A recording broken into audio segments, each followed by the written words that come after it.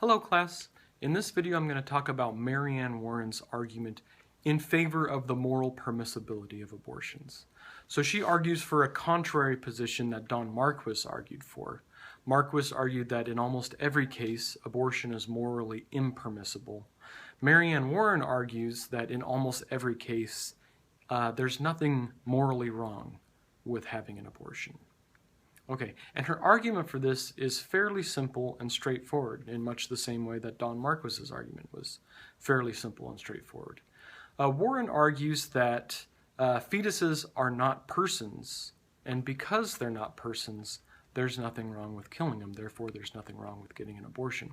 And she lays out 5 criteria that she thinks will establish whether or not a being is a person.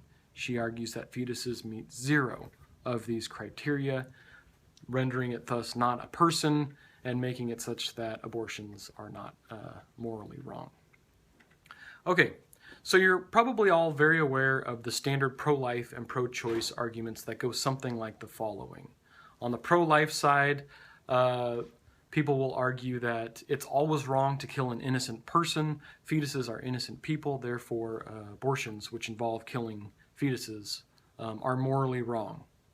And on the pro-choice side, they agree with the first premise of that argument. They say, yes, we agree that it's wrong to kill innocent persons. However, we disagree that fetuses are people. Therefore, we don't think your conclusion follows. We don't think that it's wrong to get an abortion. So on this side, they say fetuses are persons. On this side, they say, no, they're not. Yes, they are. No, they're not. They come to a sort of stalemate. They don't agree on what constitutes a person. So this is where Marianne Warren steps in and she says, look, I can resolve this conflict. Let me just give you 5 what I think are uncontroversial criteria for what constitutes a person. And I'm going to show that fetuses, since they meet 0 of these criteria, they're not persons. Okay, so her first criterion is consciousness, or the ability to experience pleasure or pain. The second criterion is reasoning, the ability to engage in some sort of rational functioning. The third is self-motivated activity. The fourth is the capacity to communicate. And the fifth is the presence of self-concepts, or to be self-aware. Okay, so just as an example to sort of show how we can apply these criteria, let's examine a plant. A tree, for example.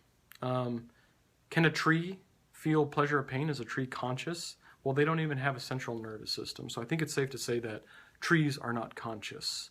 Can trees engage in reasoning processes? It doesn't appear so. They don't have a brain. Do they have self-motivated activity? Again, it doesn't appear so. Can they communicate? At least not that we can tell. And finally, are they aware of themselves? Again, it doesn't seem like they are. So trees meet 0 of these criteria. So not surprisingly, trees are not persons. Therefore, if I go outside and I cut a tree down, I'm not doing anything wrong, at least to the tree. If I cut my neighbor's tree down, I might be doing something wrong because it's my neighbor's tree. But it's not like I'm doing something wrong to the tree itself, since the tree is not a person. However, and this is a more bizarre example, imagine that we come into contact with some alien life form. Some alien life form comes down to Earth and is able to communicate with us. And we notice that this alien life form actually can feel pleasure and pain. It can't tolerate heat or something like that. So it's conscious. It's aware of itself. It engages in rational thinking processes. In this case, it seems to us as though, even though this being is not a human, it's certainly a person. And so for us to hurt it intentionally or to kill it would be wrong, because it's a person, because it satisfies all or most of the criteria that Warren laid out. What about fetuses? Do fetuses meet any of these criteria? Marianne Warren argues that no. A fetus is much like a plant in terms of, not in terms of genetics, but in terms of these 5 criteria of personhood. They're not rational, they're not conscious, They don't have self-motivated activity. They can't communicate with us. They're not persons.